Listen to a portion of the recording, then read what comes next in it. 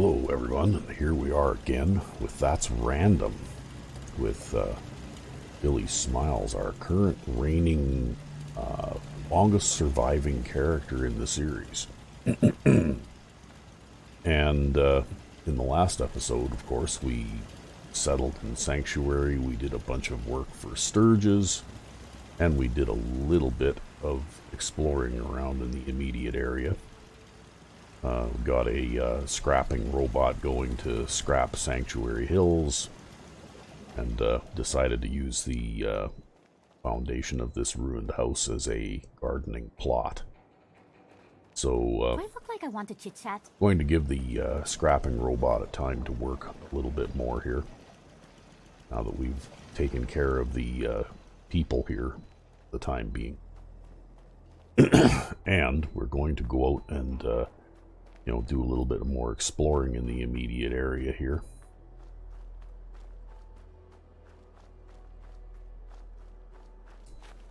We'll just see what we can find. And I think one of the things that we need to, let's go back to Vault 111.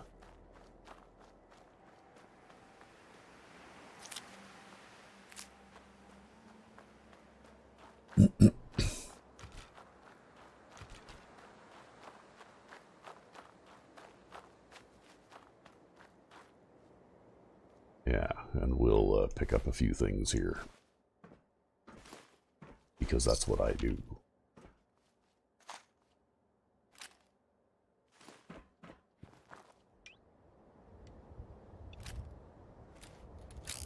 And of course, right now, my favorite weapon is this 10mm revolver.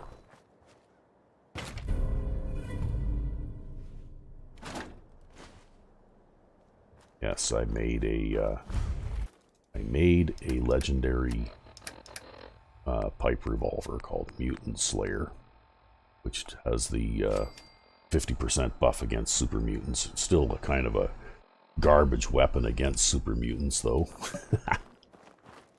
because they're such bullet sponges. But back when I made that, it hadn't occurred to me that doing 50% more of almost nothing really wouldn't bother a super mutant a great deal. At least not the way they are in my game, anyway. Oh, look at that. All kinds of useful stuff. And this is part of the Saki Daywalking Vampire mod. But I'm not going to do that right now. Just going to play as a normal human for the time being. And we're going to grab all this stuff. There, and now we have the Mr. Tidy robot, which cleans up dead people and animals and such. That means that when I have a settlement attack at a settlement where I have one of these little robots built, I don't have to go around and loot every single body. I can just activate that thing and it'll go around and do that for me. And clean up the bodies too. Oh, okay, I guess we have to throw the switch before we go inside. So we'll throw the switch.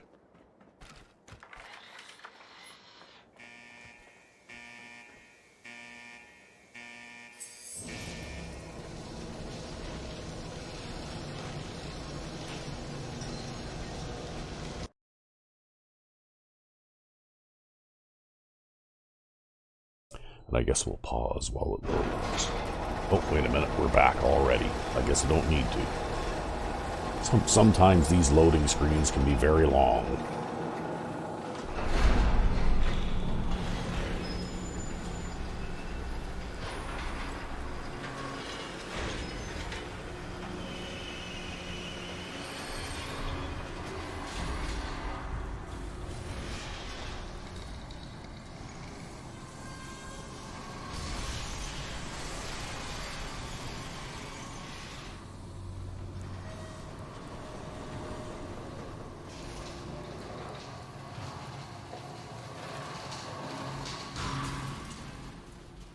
Okay, here we go.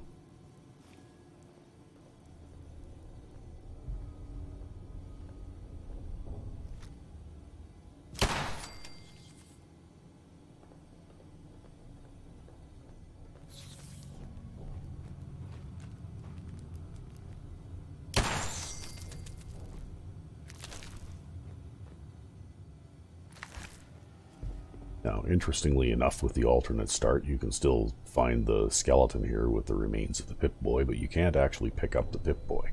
I guess because you already have one.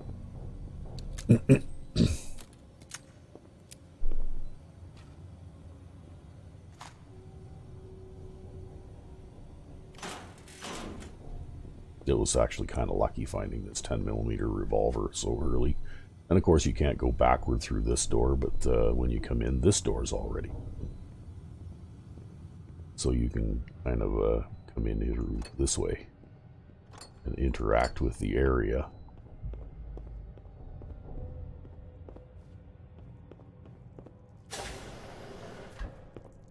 And if you wanted to, you could still go to this terminal, and if you went to the enter health history part, you could change your characteristic, I guess, from whatever was chosen for you, or whatever you chose early. Or it allows you to choose if you play through the standard beginning. And of course, this has the usual lore type stuff in here saying that the cryogenic array has failed and all the people who were inside the pods are dead, except for the ones that are missing.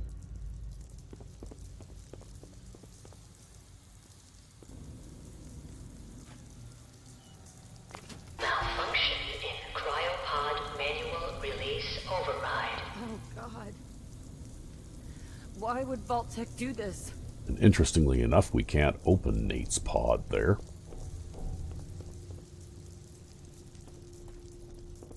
It's kind of fun, actually, if there's a alternate way to even to play through the standard opening, in which you are not actually Nate or Nora, but what happens is that you were actually originally placed in this pod, but they moved them around and got them confused, so you ended up being in the wrong pod, or in the wrong location. That's why the rest of the world still reacts to you as Nate or Nora. But anyway.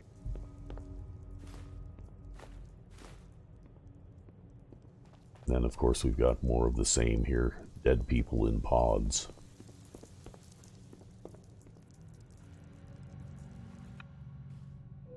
The same stuff, right? Cryogenic array has failed and all the people inside the pods are dead.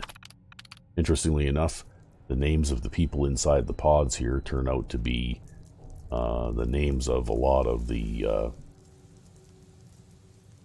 ghouls in a particular unique pack of feral ghouls that you can randomly encounter in the world.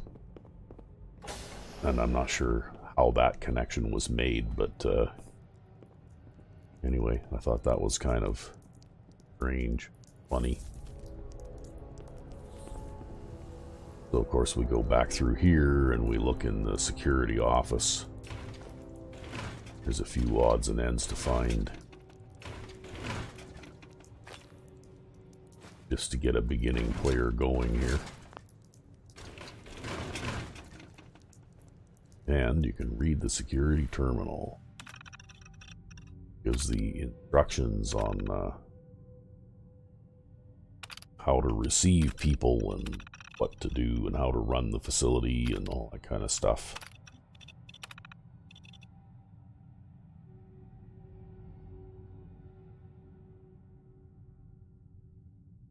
And some parameters on the experiment.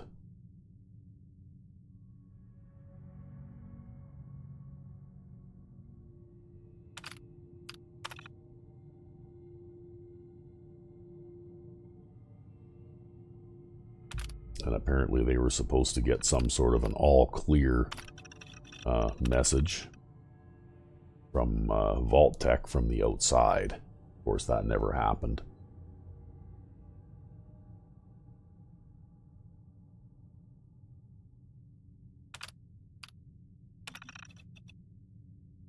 But they never intended this to be a vault that would be closed up for 200 plus years. And that much is obvious by how small this vault actually is. compared to some of the larger ones like Vault 75 or Vault 95. And by the sounds of it, somebody was keeping a log for the security team.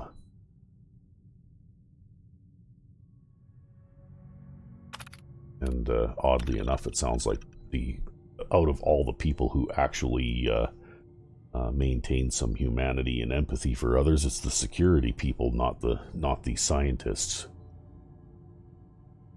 So,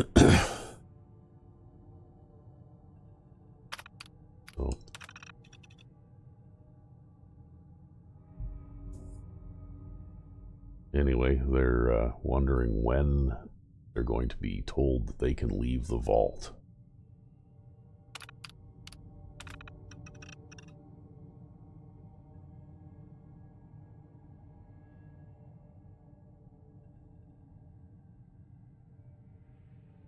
Yeah, and it sounds like there's a rebellion being formed by the security team versus the scientists.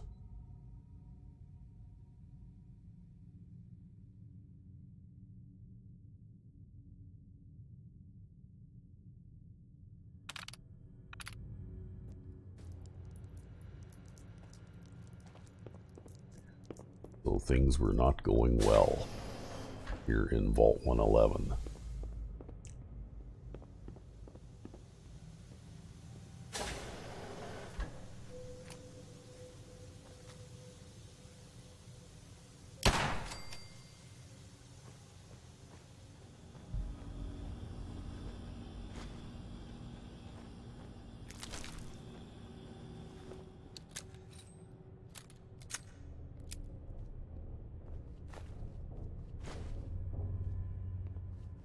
Interesting. It didn't say the line about the giant roaches, I guess because we've already encountered giant roaches out in the world.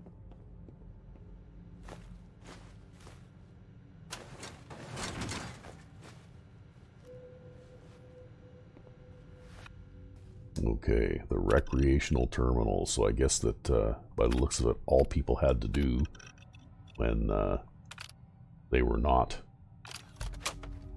working was play Red Menace. I grabbed that videotape because I can actually, so long as I have that in my possession, I can build upright video games of Red Menace. How much water do I have? Probably have.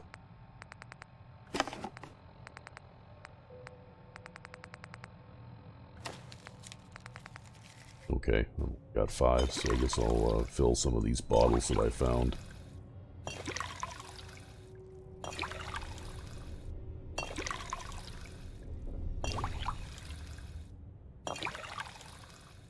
Okay, well that gives me about a dozen, that's probably good.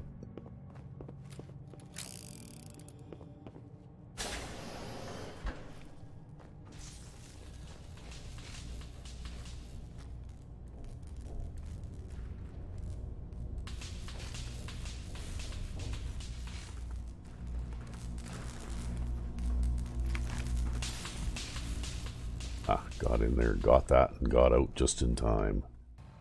And by the looks of it, we need to eat and drink now.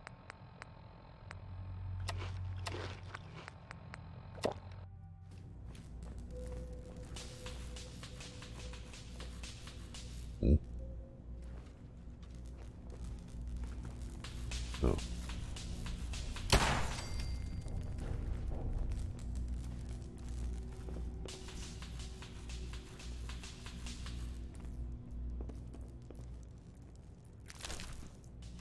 Where's that last one at? Oh, he tried to go through the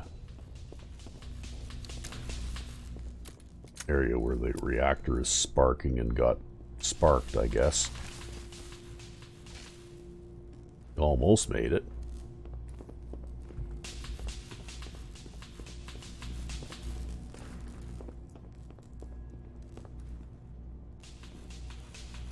Okay, well, I guess here is where the missing person from the pod that was open came from, and we'll listen to the holotape.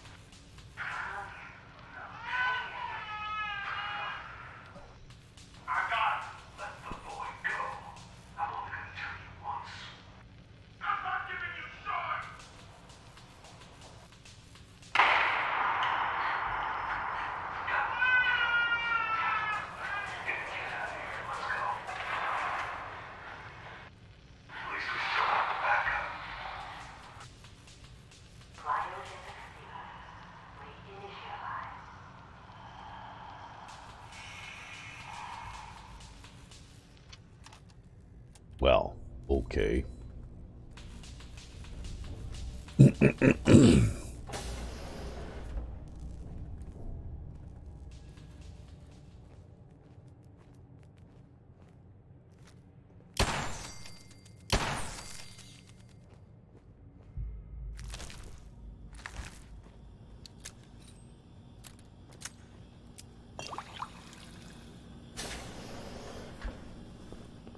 Alright, and now we've reached the Overseer's office where we can pick up that 10mm pistol if we wanted to. And of course, there's a bunch of more ammunition, another 10mm pistol, and a cryolator case I can't open. Later for you. And the C-35 ammo box that I cannot open either. What is the C-35, you may ask? Well, someday you may find out.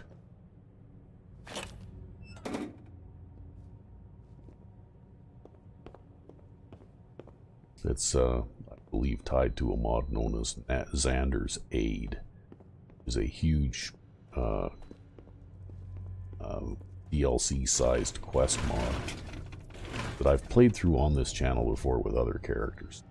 Oh, I've got to use the terminal to open the door.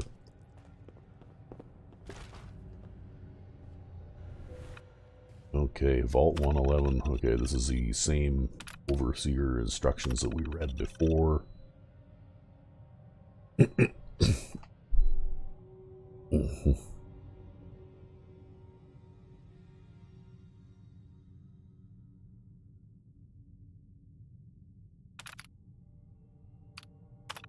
Okay, and I guess he was working on developing his very own super weapon in his spare time.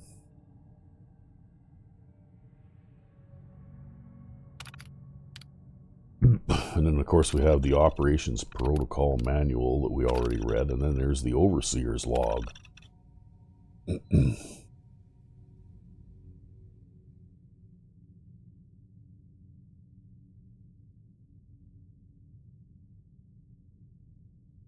And it looks as though they never intended to tell any of the staff that they were not going to be released either.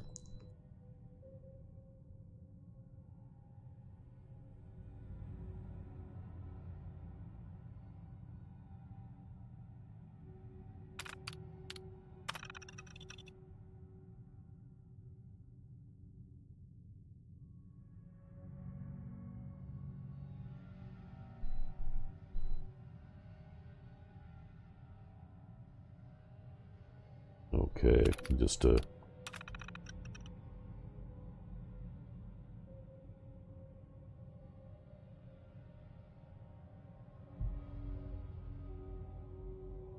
okay, this guy just made an executive decision after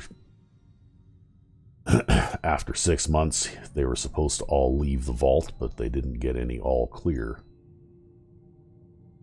And they're running low on supplies.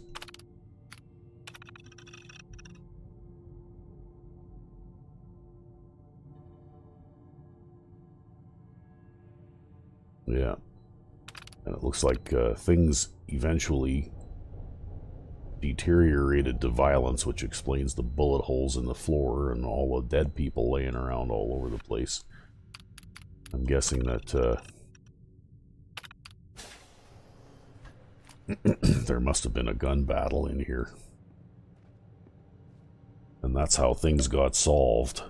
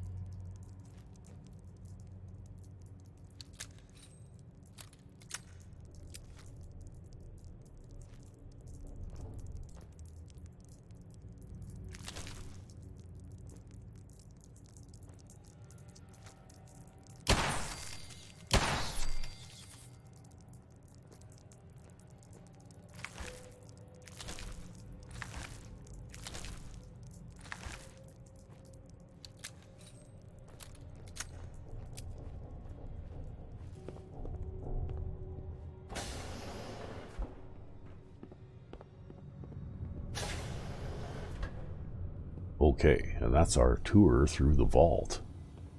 So I guess we're done in here now. We can go back to the surface.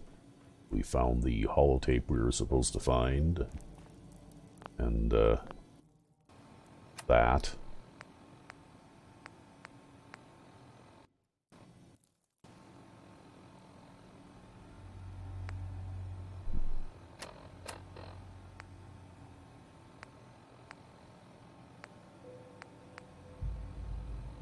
Now it says report the kidnapping. Okay, it doesn't say who to report the kidnapping to, but I'm assuming that this is one of those things that will work itself out later. Since we have no idea who to report the kidnapping to. Anyway, we'll pause for a minute while we go to the return to the surface. Okay, and here we are on the surface again. And I guess we'll have a look here. Yeah, we'll return to Sanctuary Hills briefly to offload some of this stuff that we picked up.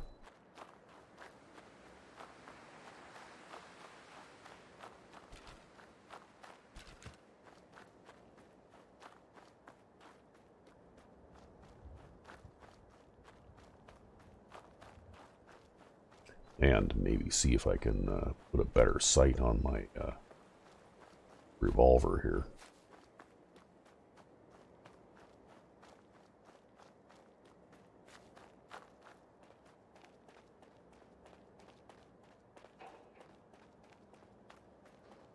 The Minutemen could use someone like you. Yes, they certainly Nice could. job with those defenses. I've got nothing else I need right now. I think Preston may want to chat, though. Oh, got to do some work on this. Okay, so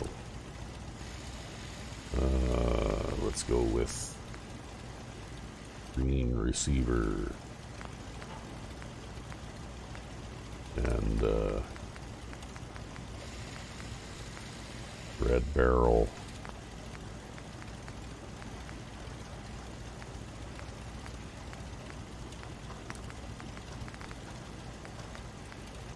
There we go. We got the Christmas gun. Yeah. We always have to have the Christmas colored gun. There's a bit of a story behind that. Basically, I had found a weapon that was randomly colored kind of like this, and RecV5X happened to come by one day when I was playing and I was using this gun, and he says, "Oh, that's the Christmas gun." So yeah, ever since then, every time I pick up a Ruger Mark V, I have to give it the appropriate Christmassy coloring, right? Just because it's fun.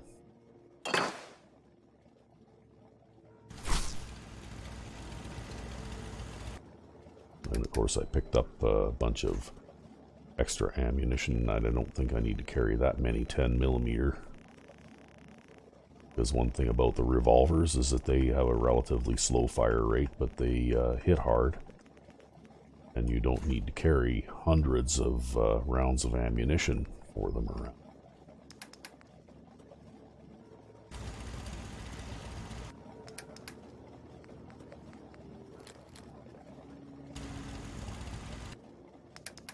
Okay, and this Mutant Slayer revolver.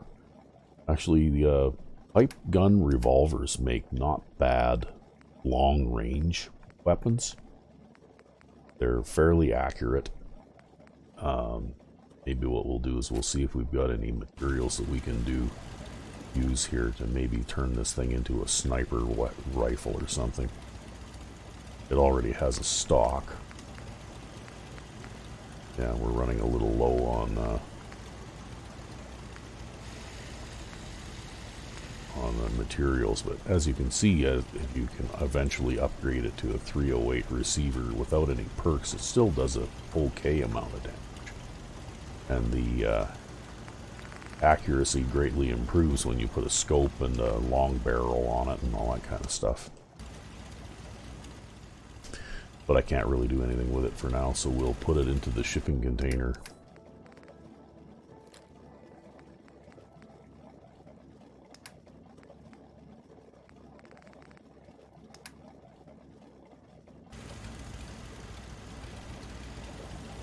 What's up?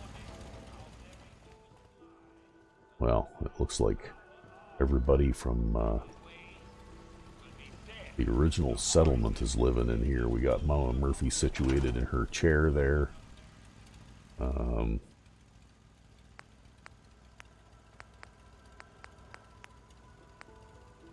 See if I can remember where this is. Here we go. And build Chef Perry's fridge here. So we'll do that.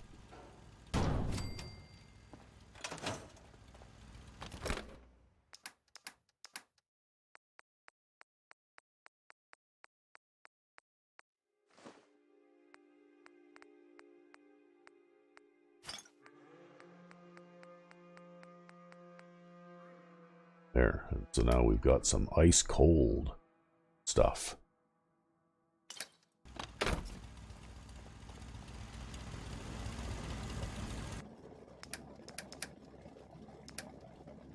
That reminds me, we'll throw all this in there too. And we'll throw that in there.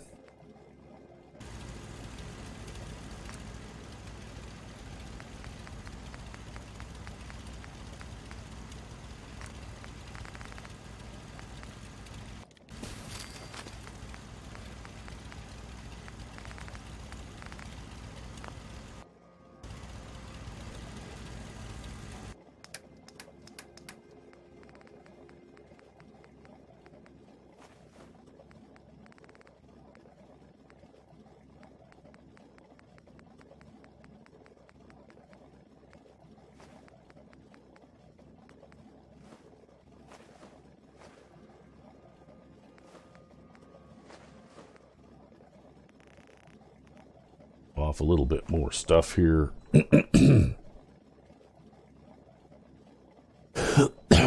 Okay. Looks like we can do a little bit of cooking too. Cook up some of that rad roach that we found.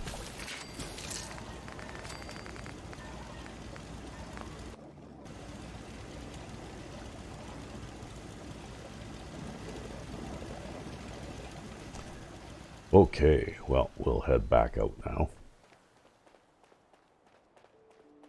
We'll continue to explore the area here out west of Sanctuary Hills.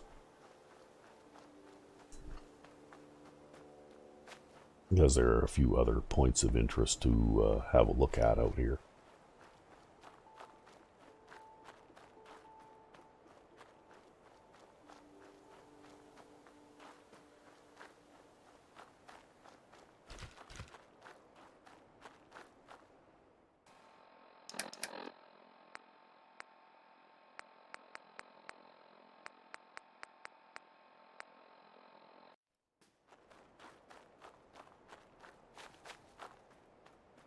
So we'll travel out past the vault.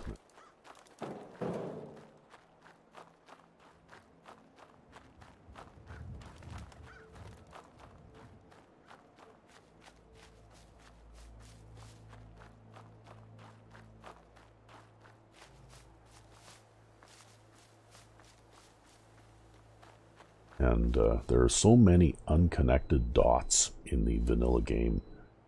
Here it indicates that someone from the railroad was spying on the Vault 111, actually watching it for a period of time. But there's no explanation of why or for how long or when in the vanilla game. But if you later on talk to Deacon now with the mods that I have installed, this safe is actually something that he has a key to. And it contains a lot of materials which at least partially explain why he was the one manning this lookout post spying on the Vault 111. And, you know, it took modders to add story elements to the game that were just sort of glossed over or skipped in the vanilla game. And maybe in the vanilla game, if they'd have gone to the effort to put some detail into it, there might have been more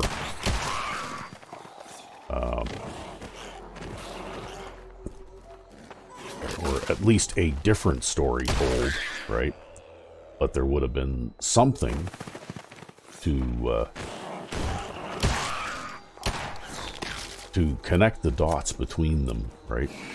So that some of these things that you find at least eventually make sense.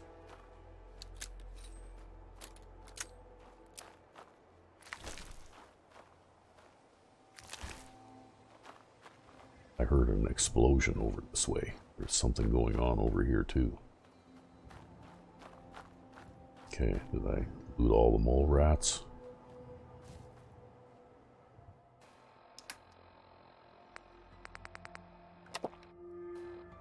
But that's what I found, is that, I mean, I know that this is a large scope game, so it's probably pretty difficult to, you know, like, have that level of detail maybe in an initial release, but it still would have been nice if they had maybe continued with even DLC that would connect some of the dots together in a canonical kind of way, so that some of this stuff would make sense.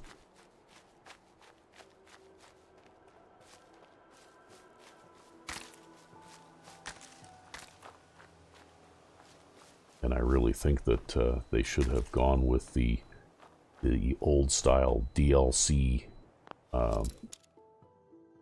development, the way that you know, other games used to do. They would release the base game, and then over a period of a year or two after the release of the base game, they would release DLC. Well, I think that that's something that should have been continued. I mean, this game, they did do that with Nuka World and Far Harbor and I can't remember the name of the vault one now, but you know, they did do that to a certain extent, but they should have kept doing it. And even small things, you know, like if you want to introduce a new package of weapons or a new standalone adventure or something like that, I mean, you know, like put those things in as DLC. I mean, it was already an accepted practice to do that.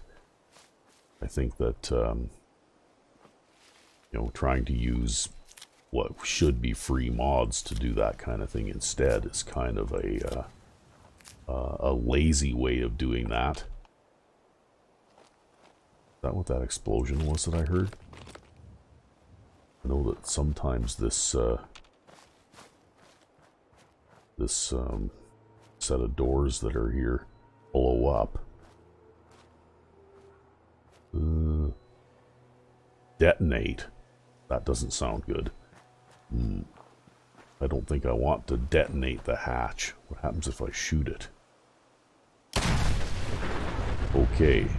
That's what happens if I shoot it.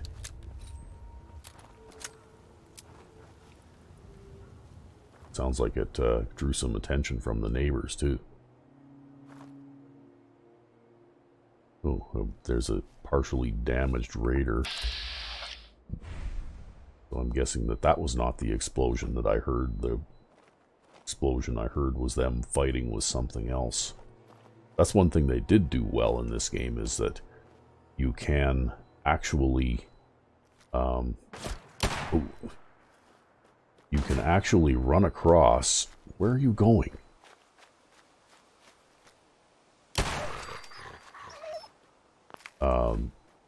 Other factions fighting with each other, right?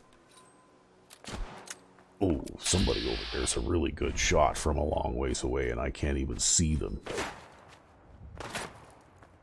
Oh, and they're throwing...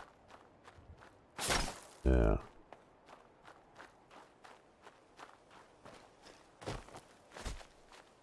See, that's why you want... Okay, I wonder, do I have a scope of some kind on this thing? No.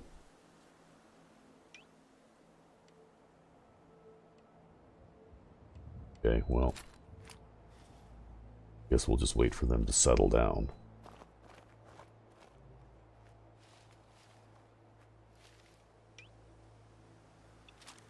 Yeah, this is probably a better choice for this encounter.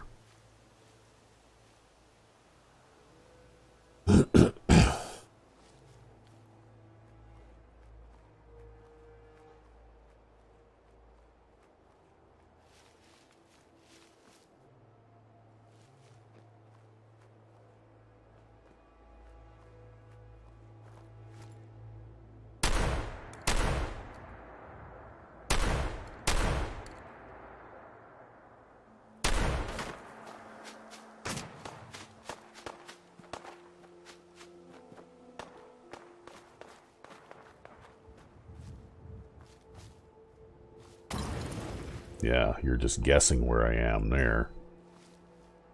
Or something. That was a long ways off. It would be nice if there was like a little arrow that would appear over top of people who are armed with Molotov cocktails so that you'd know to kill them first. I just don't have any weapons that are really, really suited to, you know, like longer range shooting.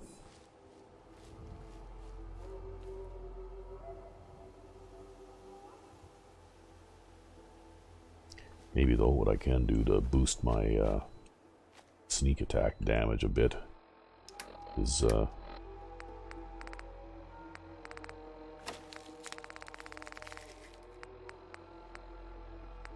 we'll have a smoke.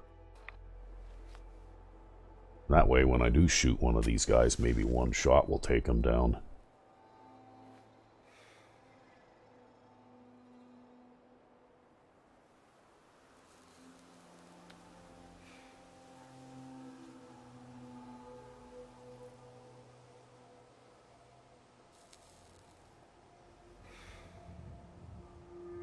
And that's why it's nice to have at least one weapon that even has just a short range sight on it.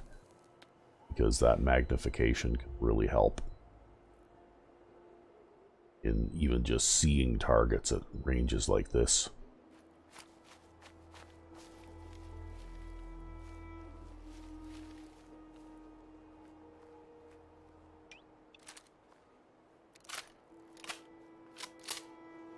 Guess I should reload that before I put it away. And we'll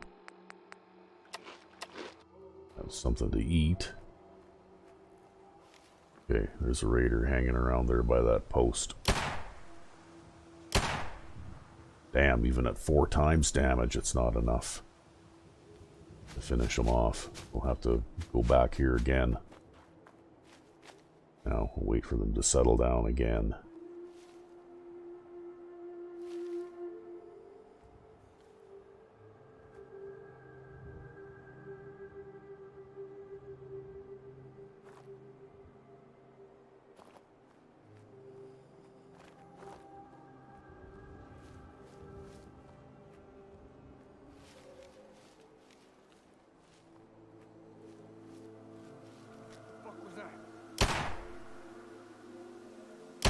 That little bitch go. Okay, we've got to get out of Molotov range again now.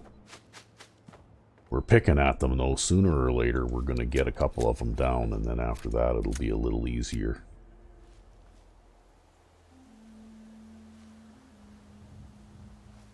Maybe I should approach from a different direction.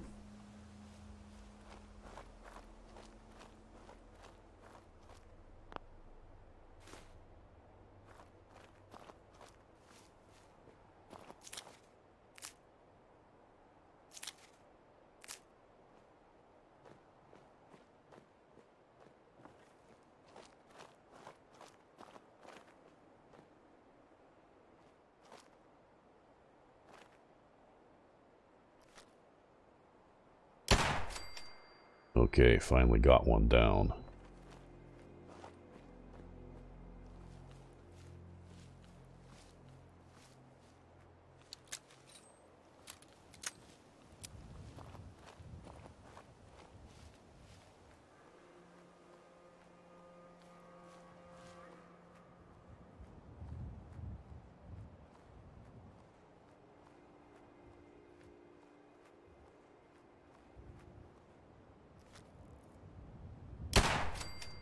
Okay, that's 2.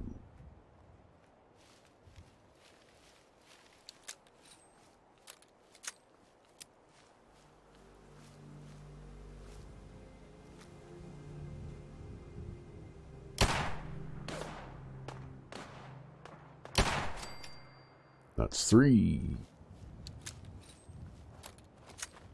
Okay, I don't know if that one's, with my luck, the surviving one would be the one with the Molotov cocktail.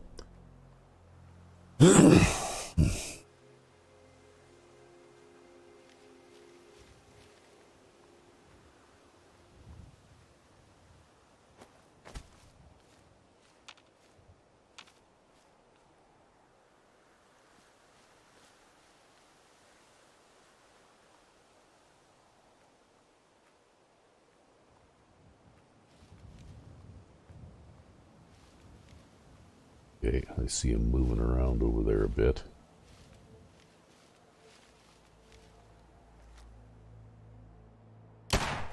There.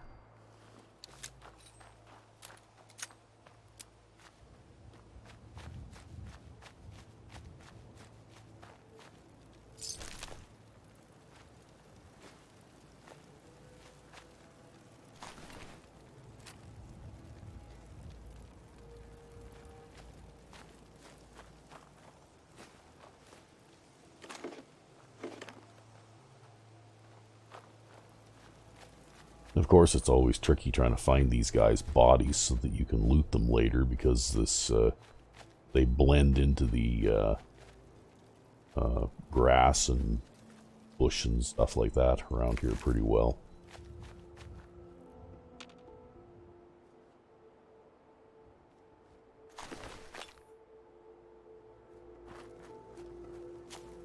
Mostly don't have too much stuff worth taking anyway, just their ammunition, pretty much.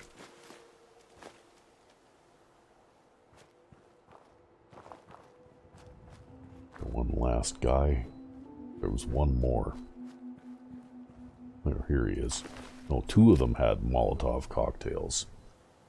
Yeah, and he's got a scoped .38 revolver.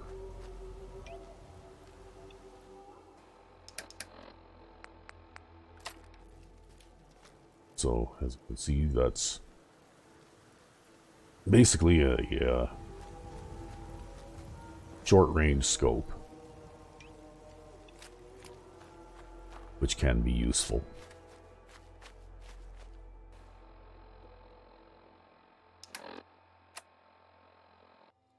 Okay, it's getting to be almost nighttime, so we're gonna maybe have a look inside this hatch now that we can safely open it.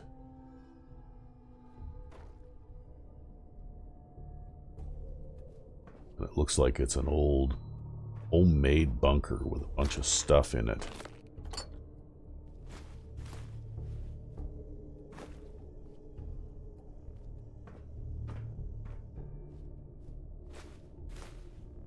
And this guy just died sitting in this chair here drinking beer and listening to the radio. So, this radio here, we don't really make any caps, and there are well, some people help me stay in the air. People like this, power noodles. Our chef only says one sentence, but that's okay because he only serves one thing. This is civilization. Okay. Well, looks like that's it for that, so I guess back out we'll go.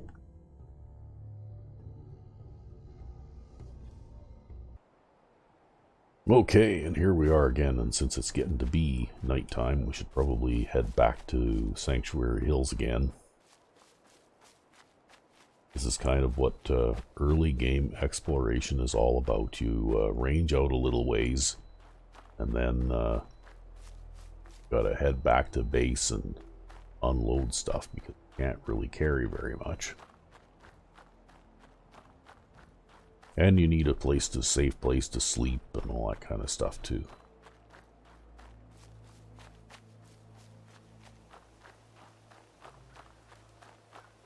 And so exploration is done in small increments like this.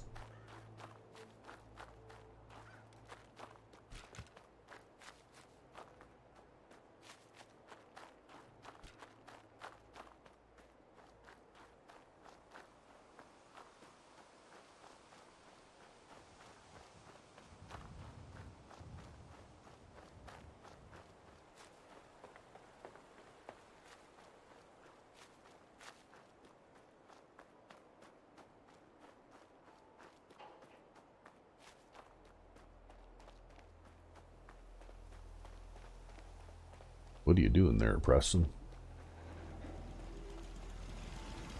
That looks like our, Welcome to Nowheresville. Population? This sorry group. it looks like our, scrapping robot is still hard at work. And, so I'm just gonna drop this into the workbench for now. We also have this interesting weapon now too, which actually, if I had looked, actually has a medium scope on it. So we'll have a look at that in a minute here.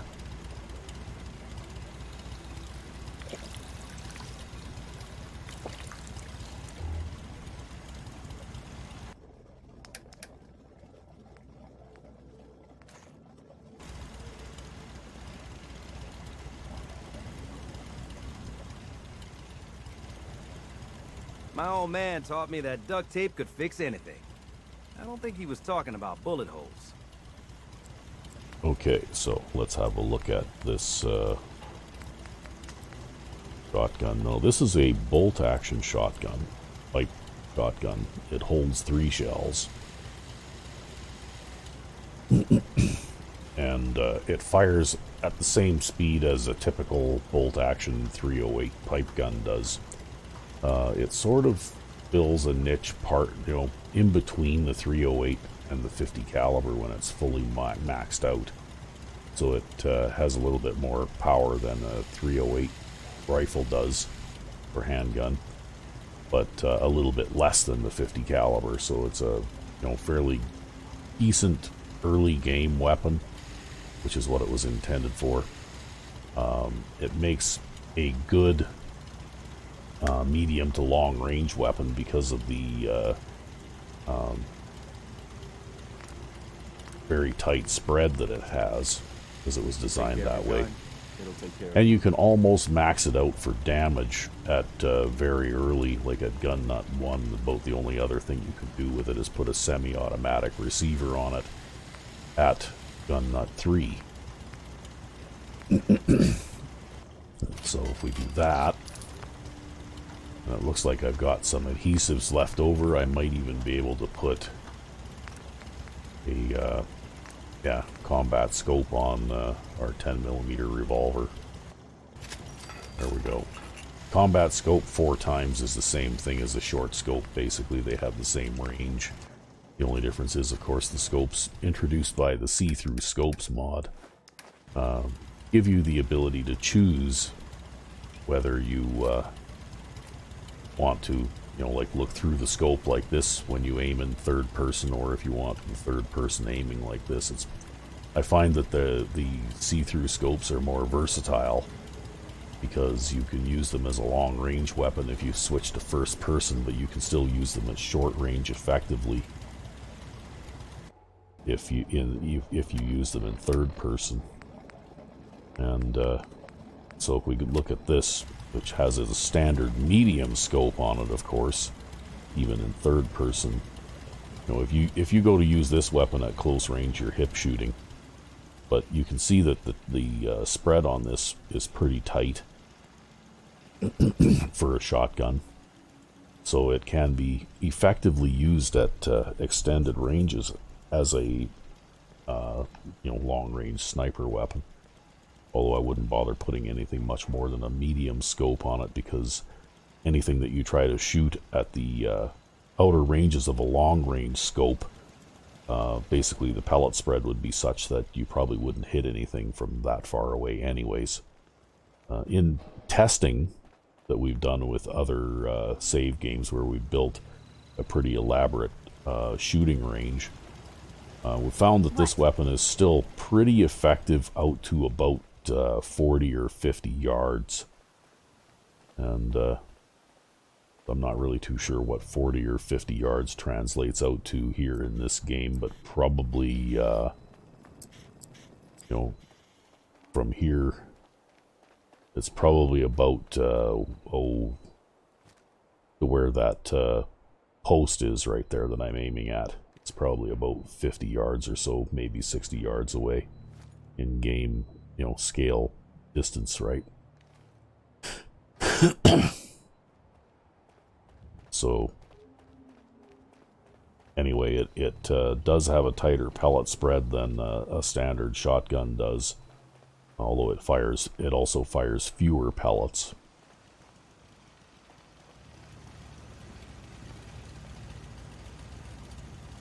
I'm busy.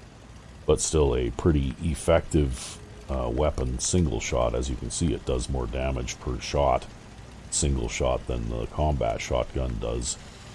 The advantage the combat shotgun has, of course, is that it has a fire rate of 10 times what this gun has. She's working through the lines. So the pipe shotguns are not really terribly effective close range weapons, but they are good when you are shooting at enemies that are, you know, a medium distance away. Anyway, we'll get some sleep here.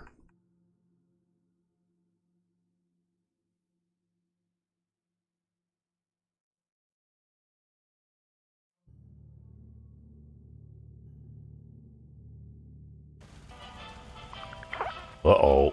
Nice job with those defense. What does that do to me? Okay, requires more frequent sleep. Okay, well, you know what? We're just going to conserve our small supply of antibiotics until we come across maybe a vendor that sells more. Nothing else I need right now. I think Preston may want to chat, though. But I think what I just might do, well, is I'm going to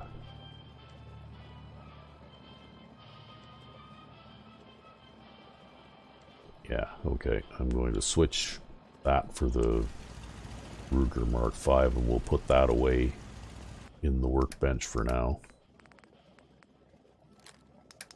along with the 38 ammo, because we've got a lot of 10mm rounds and we have quite a few shotgun shells now. We don't need to carry around that many weapons. Some days are harder than others, but even the hard days get easier than the one before.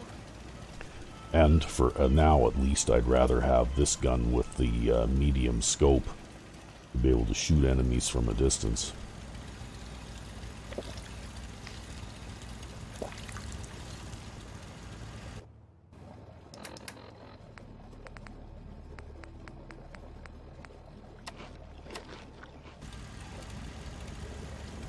So we'll leave that illness alone for the time being until I've got at least 2.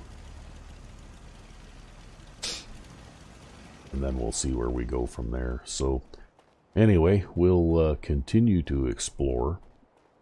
We got a little bit more stuff to discover out here in this direction.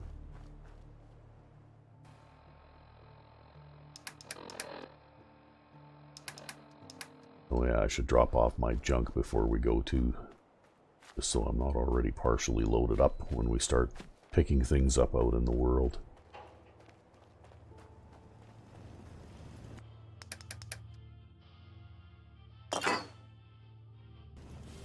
What's going on?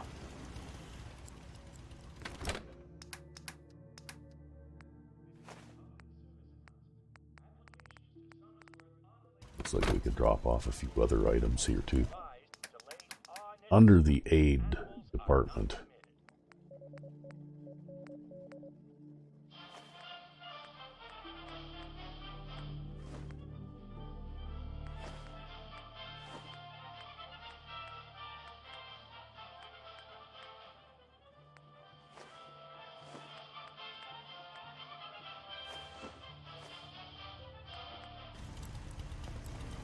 Okay, and maybe even do a little bit of cooking too.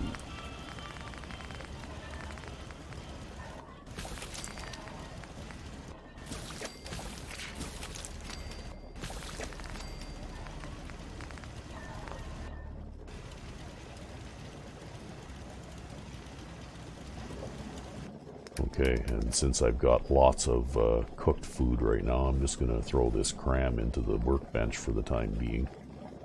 Maybe later I'll be a bit more proof against radiation, and then I can just go ahead and eat whatever I want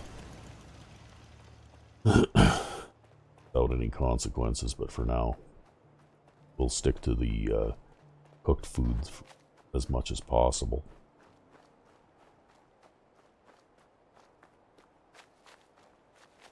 So in my wanderings out this way, I've discovered a few extra little minor things. Oddly enough, in this area of the map here, there's basically absolutely nothing. It's just empty forest. So, beyond that little shack where I found this bolt-action shotgun, there really isn't anything else out there. Basically, are pretty close to the edge of the map. And I guess they just didn't put very much of anything out in that direction.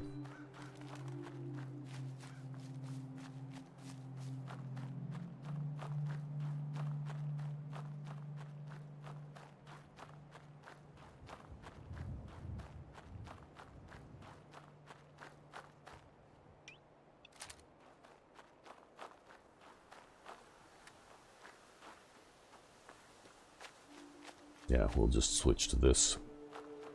Because this shotgun, combat shotgun, has a big magazine.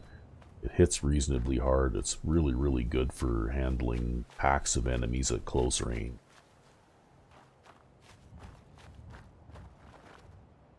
And of course, with the barrel modifications made by myself and RecV5X, it actually cuts down on the spread quite a bit.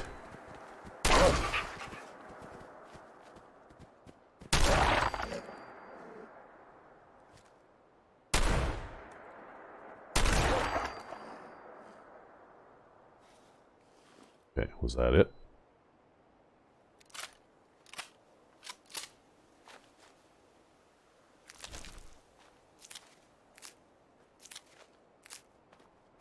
And, nope, there's another one right there. I can see you.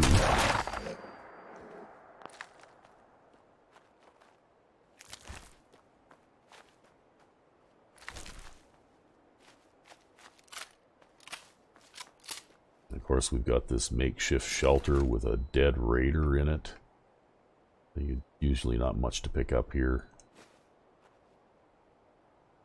Guess if you want some early game armor, there's pieces of armor there.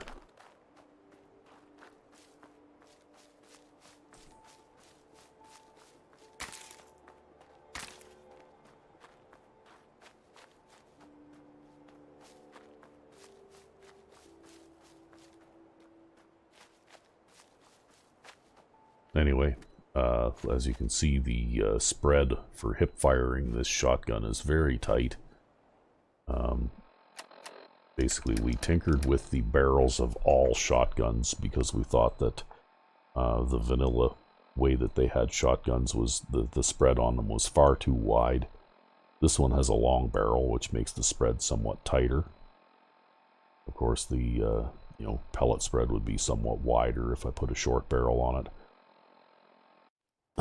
But I prefer the long barrel because it concentrates all of your fire into a small area, and even at relatively long range, you still have a pretty good chance of hitting an enemy with most or all of the pellets that are fired from your shotgun. It basically makes shotguns a more effective weapon, and it makes more sense to have tighter, with long barrels there should be less spread, not the other way around. And I don't know how they justified designing most guns that way. But anyway, if I had the ability to, I would have done it differently. Would have done it more like the way that this is done, where you have a short barrel, you have a wider spread.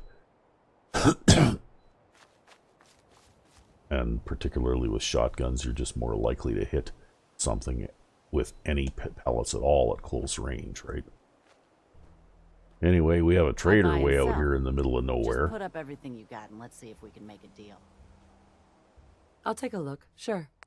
And this trader doesn't really have very much stuff, but like a few things like that hot plate is useful.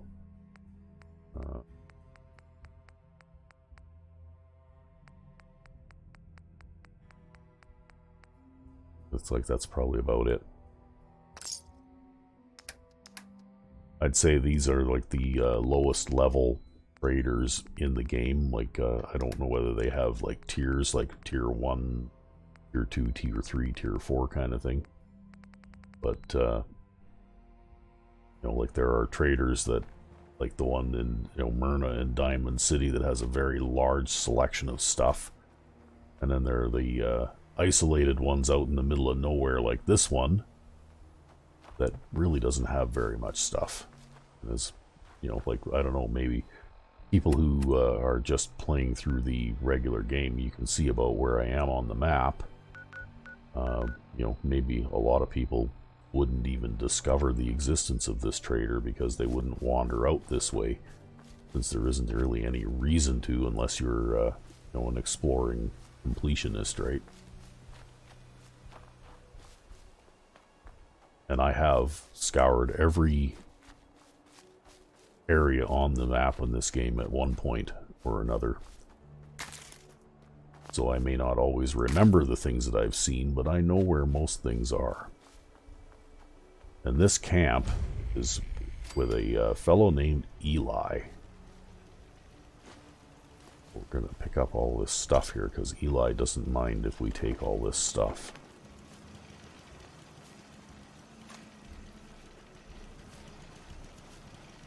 And we'll talk to Eli. He's from a mod called Old Time Religion. Hi. Howdy, Scabber. Been looking for some help around these parts. You're the answer to my prayers? What's your story? Name's Eli. I come from the West, born and raised in Arroyo, California, under the rule of the NCR, the New California Republic. One of the NCR generals was a preacher and was cherished by his congregation. Wasn't too fond of him, so I did a little digging. Found out he was using the good book to abuse his women and forced the men to work long hours for no pay. When the church members caught me snooping around, he exiled me, left to wander the waste alone. Came across Good Springs, Nevada, and lived there for a few years. One night I heard the voice of God thunder in my ear. Felt him tell me that in the right hands, his word can be used for good. He commanded me to find all of them left after the Great War.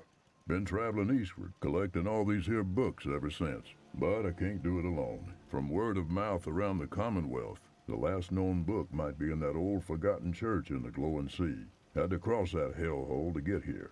Ain't no way I'm going back, though, 'cause where God ain't, I don't want to be. Yeah, okay. What do you want from me? I'll be honest with you. I've already soaked up too many rads on my journey, and I'm running low on supplies. Need to conserve as much as I can. If you travel to the glowing sea and find that book for me, I'll give you 400 caps for your efforts.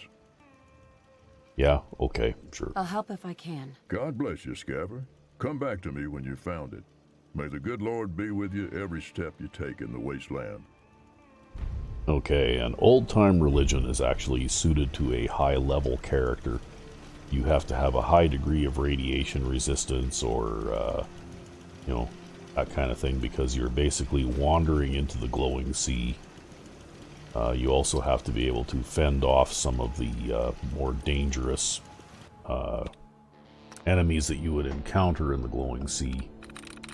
So I usually save this particular quest for later on. So this has kind of Elijah's diary in it. And it's pretty small.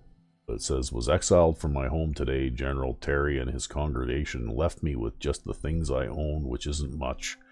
Still, I know the good Lord will show mercy upon me, and only pray he does the same for them. Be with me, Lord. Give me the guidance and tools needed to find your books, and the courage and strength to survive in the wasteland.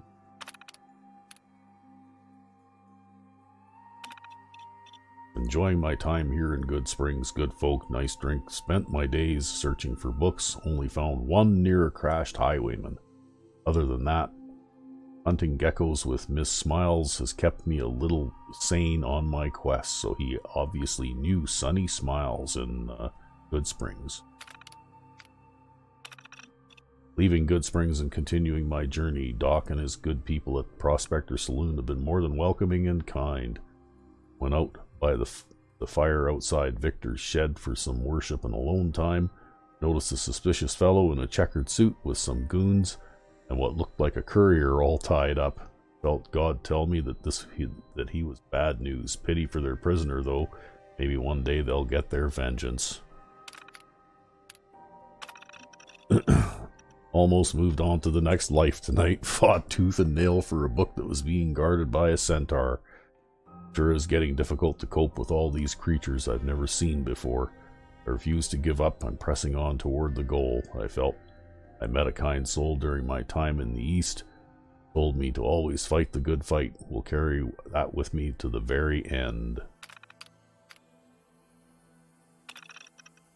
So, made my way to Boston, going to set up shop here for a while. Diamond City has great items for trade. Been on this journey for a long while now. I'm getting old, and it's getting more and more dangerous out there by the second. If only the good Lord would send some help my way. One can hope, one can pray.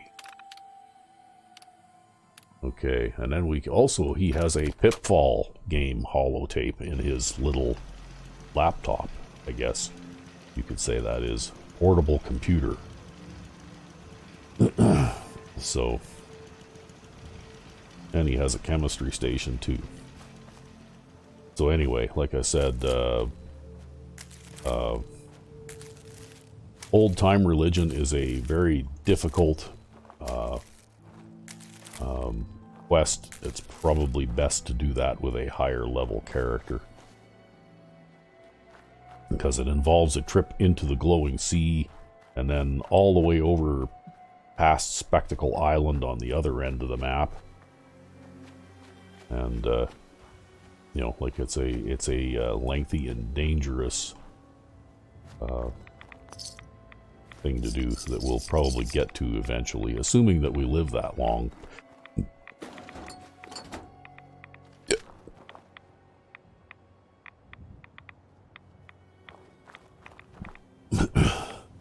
Okay. We're picking up a little bit of radiation there, so we'll follow this road back a little ways, and then we'll head up the hill here.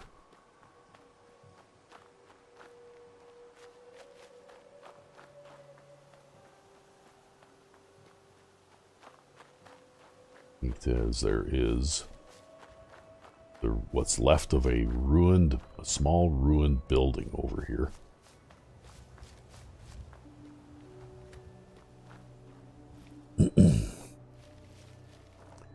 And there's a blood bug living there, but he's easily dealt with.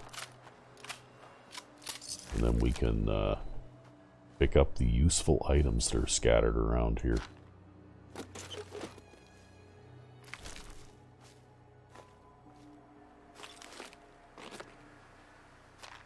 So, all kinds of good things.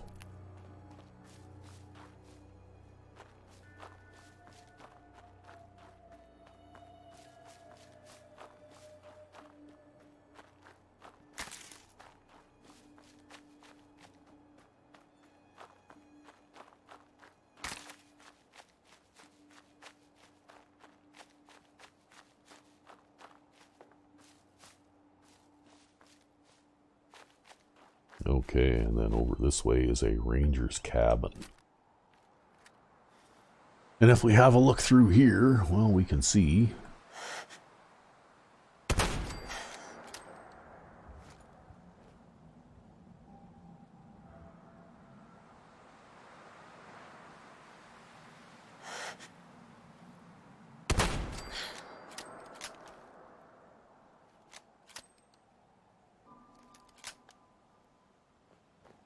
okay, that went well.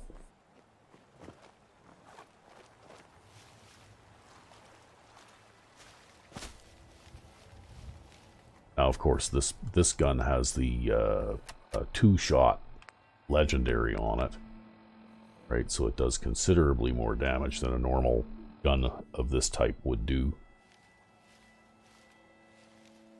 But still, bolt-action shotguns are pretty effective long-range weapons for shooting, you know, like up to about mid-level enemies, I suppose.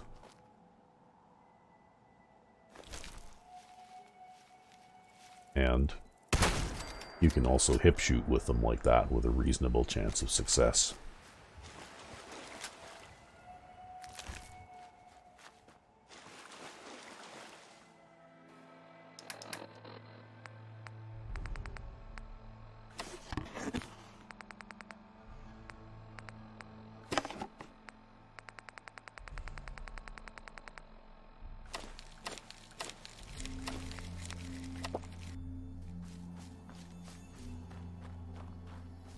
go and have a look at what's inside the cabin here. There isn't really a lot. The hot plate, there's a useful perk magazine that reduces damage from melee attacks a little bit.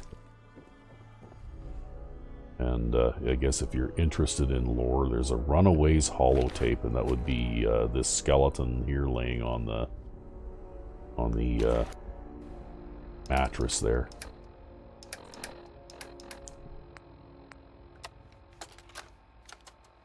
October 22nd, 2077.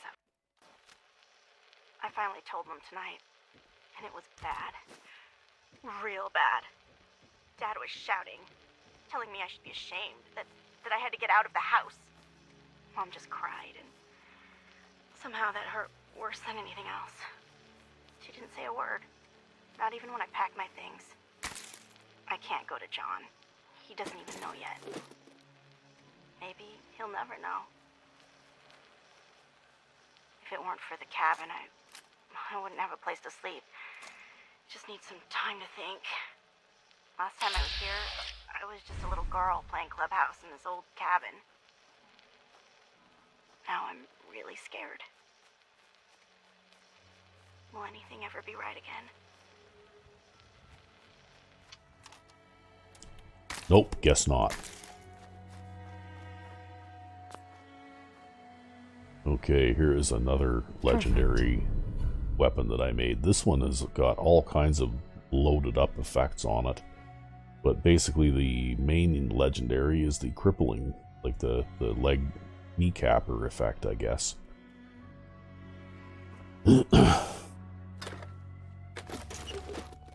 Yes, I like shotguns a lot. I made a lot of modded shotguns and added them into my game, to the point where it's tough to decide sometimes which ones I want to use, because you can't carry them all with you. But anyway, we'll complete the loop around here.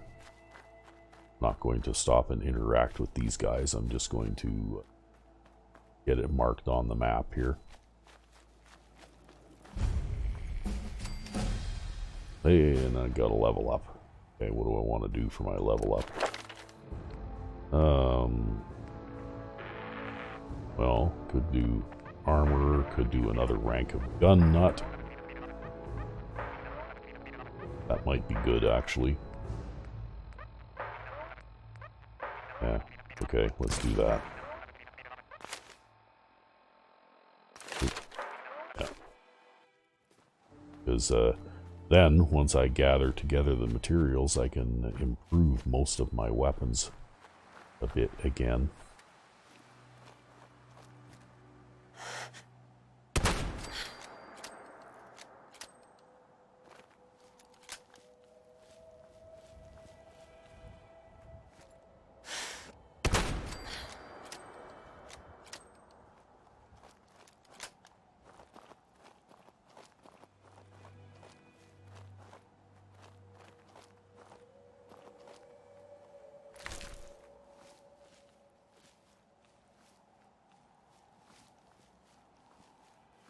Not sure where that second... Oh, there he is. I just about stepped on him.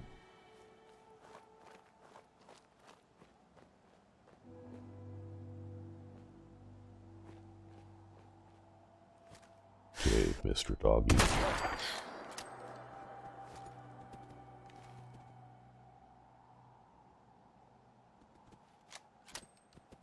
Oh, he's just below my line of sight here.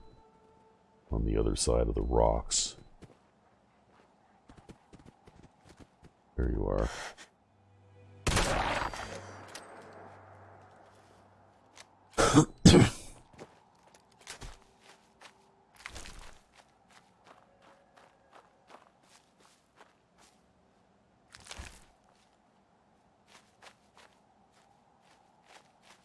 Okay, well, there's a campsite over here, which can be a counter hotspot. I think I'm safe going over here, though, because when I first looked over here, I saw a rad stag deer type animal.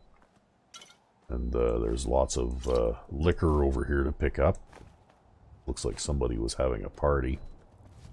Yeah, there's just rad stags over here, so there's no No dangerous encounters over here right now.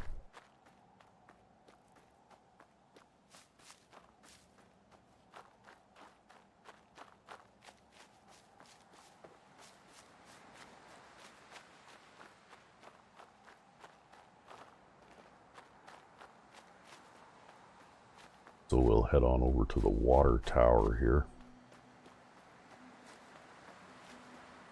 where we can pick up a whole bunch of purified water just sitting on the ground out here. Okay, I was kind of hoping I'd find antibiotics in that thing, but then over here is a partially dug up buried treasure.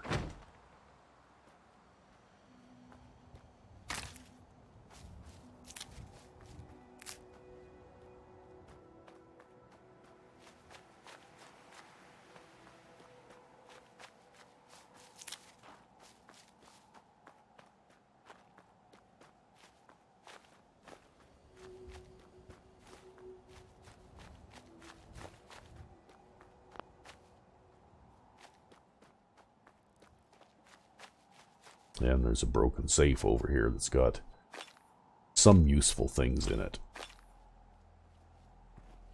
So, anyway, that pretty much is the extent of the sort of western swing of exploration that I do in early game Sanctuary Hills. That dog has a screwdriver. I also usually do a little bit of a swing to the east, right out along the shores of this lake here.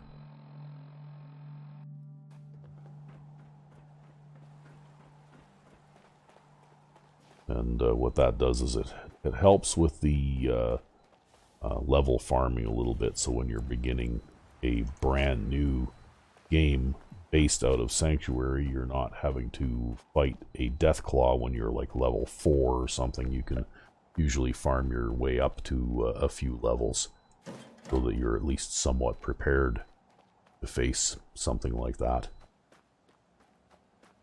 Because I remember the very first time I played this game, I was wearing the power armor and everything, but I got torn up pretty good by the Deathclaw before I finally managed to kill it.